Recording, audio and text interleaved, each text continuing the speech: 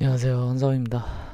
어, 제가 최근에 제일 많이 하는 생각이 성공방정식을 많이 생각을 해요.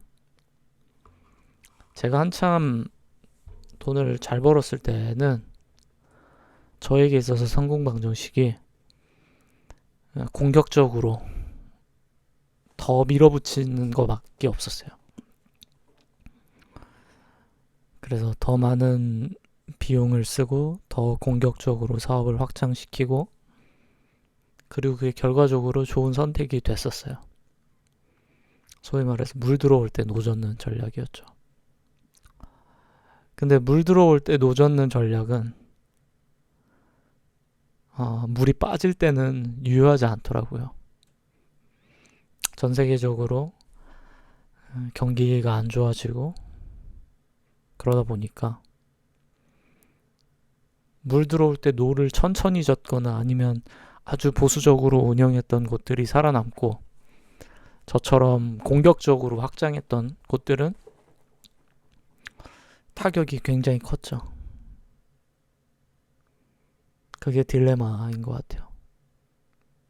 내가 이렇게 해서 꽤 잘 됐는데 꽤 잘 된 게 영원히 유효하지 않잖아요. 안 되는 순간이 오죠. 근데 그 안 되는 순간이 왔을 때 대응이 참 어려운 것 같아요. 왜냐면 내가 갖고 있는 성공 방정식을 내가 무너뜨려야 되니까. 그래서 제가 한참 잘 될 때는 저한테 반대 의견을 내주는 사람들을 보고 제가 그 조언을 귀담아 듣지 않았어요. 그 사람들이 나만큼 뭐 뭘 해봤어? 약간 이런 오만함이 있었어요. 근데 그들이 맞았고 제가 틀렸죠. 인생이 참 오묘한 게 영원한 정답이 없는 거예요. 계속 상황에 따라서 달라지고 조건에 따라서 달라지고 그러다 보니까 그러다 보니까 내가 믿고 있고 내 신념이라고 할 수 있는 그런 것들을 스스로 무너뜨려야 하는 순간이 와요. 저한테는 그게 제 성공 방정식을 무너뜨려야 하는 순간이었던 것 같아요. 제가 그런 경험을 하고 나서 그 뒤로는 거시경제를 엄청 관심 있게 봐요. 제가 뭐 금리 얘기나 아니면 뭐 다른 나라에서 일어나는 경제 상황이나 뭐 전쟁이나 뭐 이런 거시경제 이야기를 원래부터 그렇게까지 많이 본 게 아니에요. 그렇게 보게 된 계기가 나 역시 거시경제에서 한번 휘몰아치면 견뎌낼 수가 없구나. 이거는 저뿐만 아니라 모든 사람이 그 거시경제 시스템 안에서 똑같구나. 그거를 체감하고 나니까 아, 내가 항해를 하는데 운 좋게 빨리 나갈 수 있었던 거는 그때 때마침 순풍이 불었던 거고 바람이 멈출 때와 바람이 많이 불 때, 파도가 심할 때랑 파도가 적을 때 그 상황을 예측을 잘해야 되는구나. 사업가로 살아남으려면. 그걸 못하면 직원들 월급을 제때 주지 못하거나 아니면 좋은 제품을 시장에 적절하게 공급하지 못하는 그런 상황에 놓이게 되겠구나라고 깨닫게 됐어요.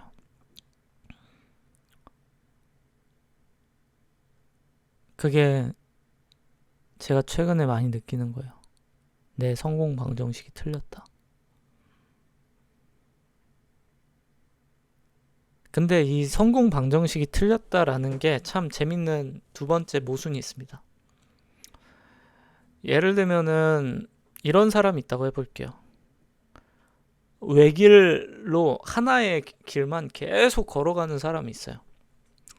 남들은 모르겠고 그냥 나는 이게 좋아. 나는 이게 내 길이야 라고 생각해서 외길 인생으로 그것만 파는 사람이 있다고 해봅시다. 그러면 주변의 상황은 계속 바뀌겠죠. 그러다 보면은 내가 투자한 분야가 잘 안 될 때도 있을 거고 잘 될 때도 있을 건데 외길로 10년, 15년, 20년 그렇게 가다 보면은 한 번쯤은 자신한테 핏이 맞는 상황이 올 수 있는 거죠. 그게 한번 붐이 일어날 수 있는 거죠. 그러면 그때 내가 완전히 옳았구나 라고 생각할 수도 있는데 내 길이 옳았구나 라고 생각할 수도 있는데 또 한편으로는 이렇게 물이 들어왔으니 또 언젠가 또 이렇게 내 과거처럼 물이 빠져나갈 수도 있겠구나 하는 두려움도 동시에 가져야 되는 거더라고요. 이게 사업하는 사람들의 이 근본적인 괴로움이 그겁니다. 언제 리스크를 감당해야 되고 언제 리스크를 감당하면 안 되느냐. 언제 내 사업을 키워야 되고 언제 내 사업을 긴축으로 경영해야 되느냐. 그게 정말 어려운 거죠. 그러기 위해선 거시경제를 확인해야 되고 그럼 거시경제를 확인해야 되는데 저는 한국 경제 뉴스를 별로 믿지 않아요. 한국 경제 뉴스 봐봤자 재밌는 현상이 하나 있습니다. 예를 들어서 여러분이 부동산에 대해서 부동산 가격이 오른다라고 검색하면 부동산 가격이 오르는 뉴스가 뜨고요. 부동산 가격이 내린다라고 검색하면 내리는 뉴스가 뜹니다. 양쪽의 전문가들이 다 논리로 무장하고서 다 얘기를 해요. 결국 뭐냐? 둘 다 그럴싸해요. 들어보면. 그래서 저는 제가 뭐 부동산 전문가는 절대 아니죠. 저보다 더 수십 년 그 분야에만 시간을 써온 분들이 전문가라고 할 수 있는데 그 전문가분들의 이야기를 또 듣고 그리고 전혀 상관없는 해외의 의견을 들어보기도 해요. 왜냐하면 당사자들끼리의 얘기에서는 서로의 이해관계가 섞이다 보니까 객관성을 잃는 경우가 많잖아요.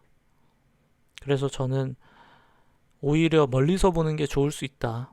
왜냐면 멀리서 보면은 그냥 멀리서 본 매시브한 데이터를 기준으로만 확인이 되니까 그리고 이해관계에서 좀 멀어지니까 더 좋다고 생각하거든요.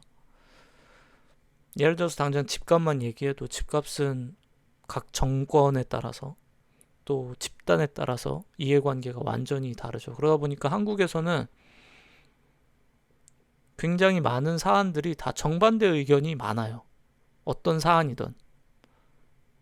근데 해외 의견으로 가면은 너무 선명하죠.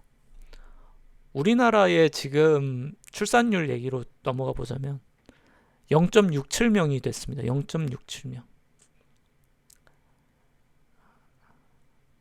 그 말인즉슨 2명이 0.67명을 낳는 건데 인구가 한 세대마다 3분의 1씩 줄어드는 거거든요. 한 세대 30년 기준으로 봤을 때 우리가 30년씩 해서 뭐 90살까지 산다고 가정해 봅시다. 똑같이 분포가 돼 있다고 가정을 했을 때 약 4,500만 국민 중에 1세부터 30세까지 1,500만 명, 30세부터 60세까지 1,500만 명, 60세부터 90세까지 1,500만 명, 뭐 대충 이렇게 해봅시다. 근데 바로 다음 세대로 가면은 500만 명이 태어나는 거거든요.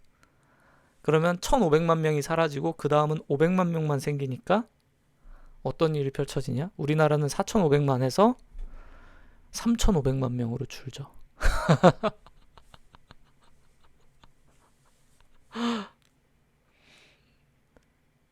역사상 가장 빠르게 흑사병보다 빠르게 인구가 소멸하는 유일무이한 국가가 됐는데 저는 이 정도로 끔찍한 사회 격변의 시기를 우리가 살고 있다 보니까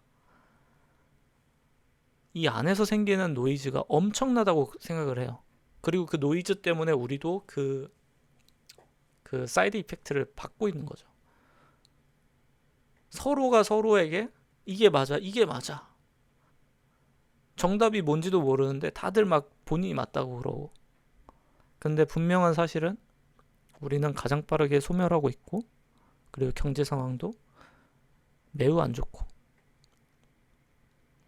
그래서 저는 이제 사업을 하면서도 성공 법칙을 버리고 거시경제를 보면서 살다 보니까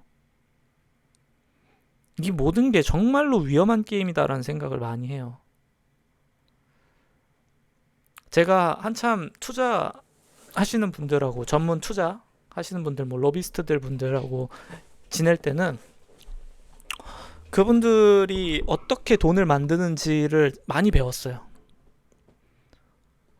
투자 시장, 그리고 자본이 어떻게 움직이고 어떤 일들이 펼쳐지고 하는 그 모든 것들을 많이 배웠거든요. 근데 그 과정 속에서 제가 깨달은 게 뭐냐면 우리가 보는 자본주의 시장은 일정 레벨 이상으로 갔을 때 결국은 돈놀이가 되는 경향이 커요. 구조적으로. 거대한 폰지 구조가 돼요. 물론 폰지가 그 다음 사람이 더 들어오고 더 들어오고 더 들어오고 하면은 문제가 없어 보이거든요. 폰지는. 근데 맨 마지막 사람은 언젠간 피해를 봐요. 폰지니까. 근데 신용 시스템이 비슷한 형태예요. 거대한 폰지처럼 작동해요. 물론 그 과정을 복잡하게 만들고,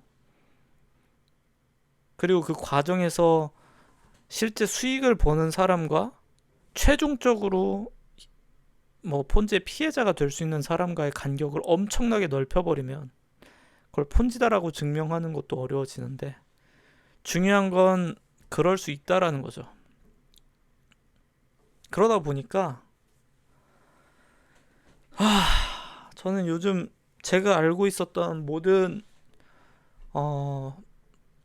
스타트업의 방법론이나 아니면 사업을 할 때 가져야 되는 어떤 태도나 애티튜드나 철학이나, 심지어는 제가 아직까지 잘 됐을 때 가지고 왔던 마인드셋이나 이런 것들까지도 모조리 갈아엎어야 되는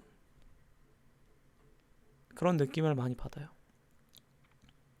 비슷한 예로 저랑 가까운 친구죠. 친구도 사업을 하는 친구가 있는데 경기가 너무 안 좋으니까 사업으로서는 그냥 생존의 단계 정도만 돼요. 그냥 매출액 나오면 직원들 월급 주고 거의 남지 않는 수준의 이윤만 나오고 거의 최소 수준인 거죠. 근데 우리가 그 최소 수준을 위해서 회사를 창업하는 사람은 없어요. 그 이상을 바라고 더 사회에 영향을 미치는 것들을 하기 위해서 회사를 만드는데 정작 할 수가 없는 거죠. 원래 꿈꿔왔던 거는 하지 못하고 내가 그다지 하고 싶지 않은 것을 살기 위해서 해야 되는 상황.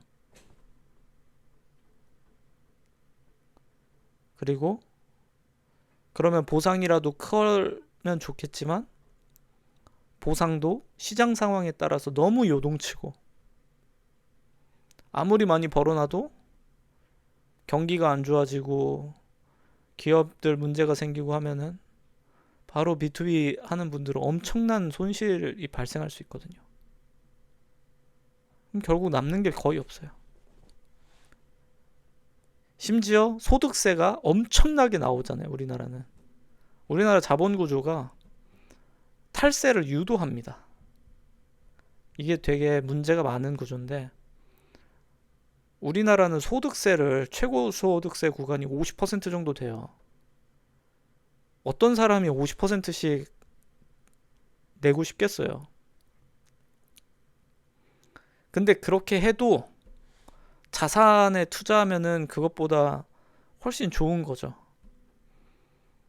내가 소득을 100% 내 소득으로 다 처리해서 하느니 그냥 법인이라고 하는 곳에다가 돈을 남겨놓고 거기에 있는 법인의 돈을 몰래 몰래 빼거나 비용 처리를 해서 하는 방식이 훨씬 더 유리하다 보니까 그 방식을 쓰는 거예요, 다.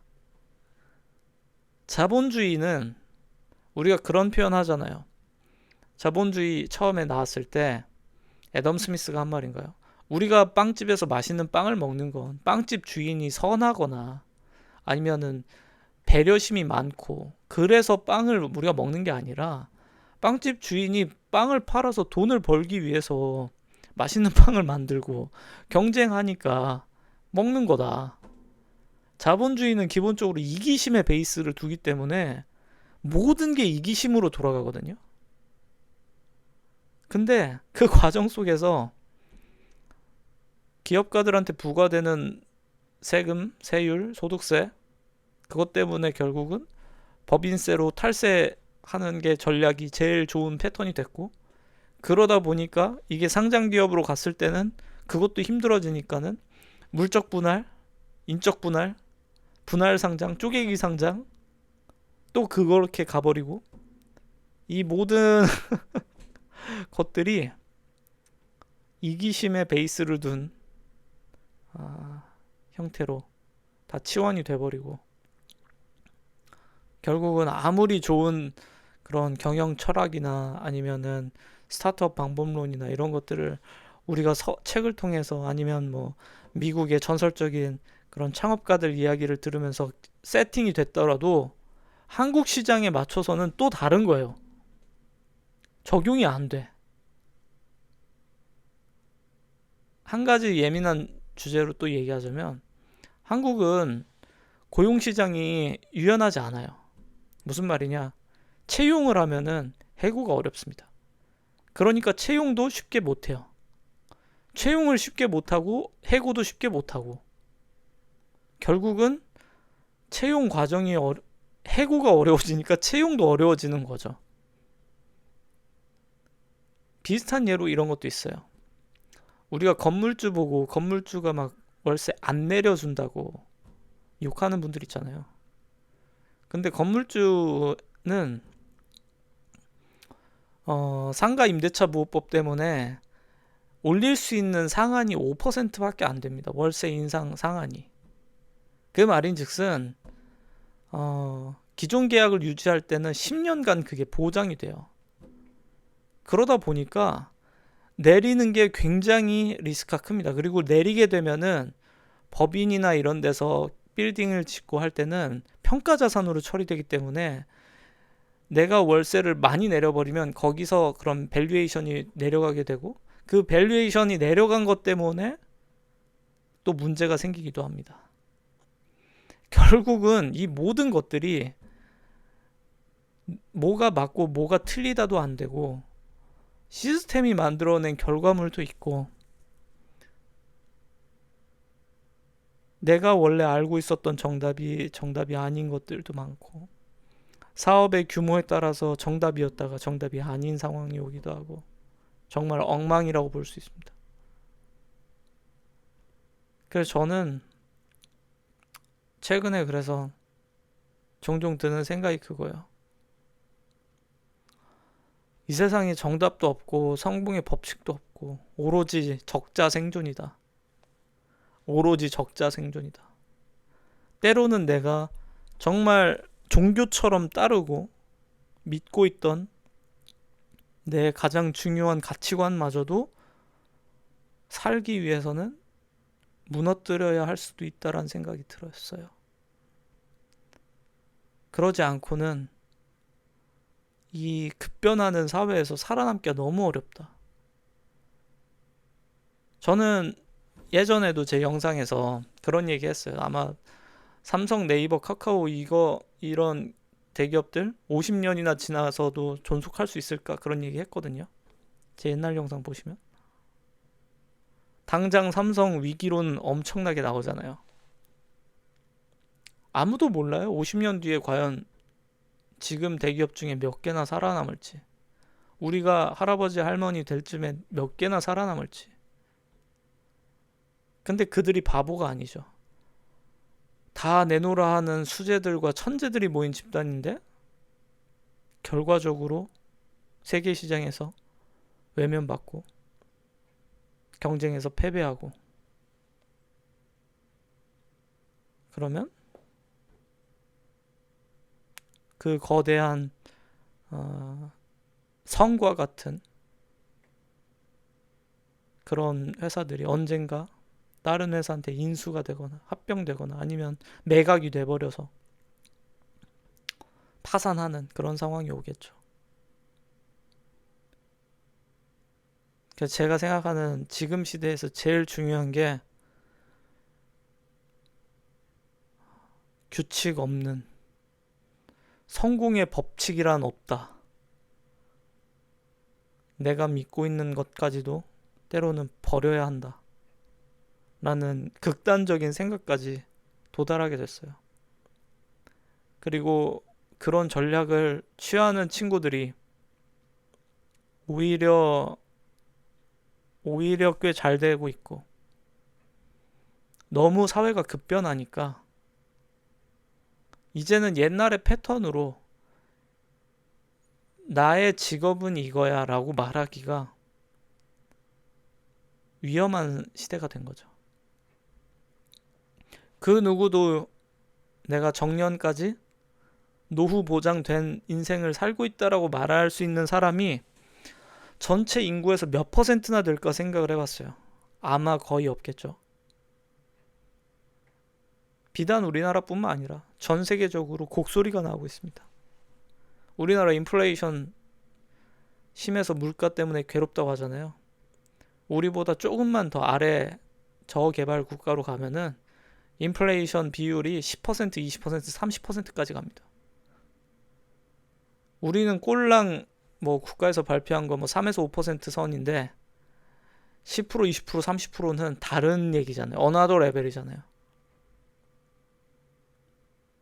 그 정도로 지금 세상의 난이도가 급속도로 올라가고 있는 상태라, 그래서 괴로움을 느끼는 게 당연한 거고, 내가 너무 삶이 힘들다 라고 느끼는 게 당연한 거고, 나는 그래도 괜찮아, 난 문제 없어, 이거는 오히려 너무 감각이 무딘 걸 수도 있다라는 생각도 들어요. 왜냐면 지금 시대는 고통을 느낄 수밖에 없어요. 그럴 수밖에 없는 게 당장 부자들, 큰 기업 대표들, 너나 할 것 없이 모든 사회 계층에서 고통을 얘기하지 않는 집단이 없어요. 근데 돈 많고 부자고 정말 걱정 없는 사람들도 그런 걸 느끼는데, 그런 것도 없는 사람은 못 느끼는 건 좀 이상한 거죠. 그래서 저는 고통을 느낀다고 해서 이상한 것도 아니고 나만 그런 것도 절대 아니고 오히려 적게 느낄 수도 있다라는 생각이 들어요. 왜냐하면 우리는 적어도 우리 우리의 선대들이 만들어 놓은 유산들, 경쟁력, 글로벌 마켓에서 경쟁력 있는 상품들이 있다 보니까 그래도 수출을 하면서 먹고 살잖아요, 우리나라는. 근데 그런 경쟁력이 떨어지는 국가들, 거기는 지금 다 곡소리 나오고 있습니다. 거의 살려달라 수준인 거죠. 그래서 어차피 불지옥 난이도가 시작됐다라고 하면은 그래 좋다, 이제부터는 개싸움이다, 이제부터는 계급장 떼고 완전 개싸움이다, 너나 할 것 없이 살아남는 놈이 승자다, 저는 그런 시대가 왔다고 생각해요. 그래서 아주 똑똑해야 되고 아주 예민하게 시대의 변화를 봐야 된다라고 생각합니다.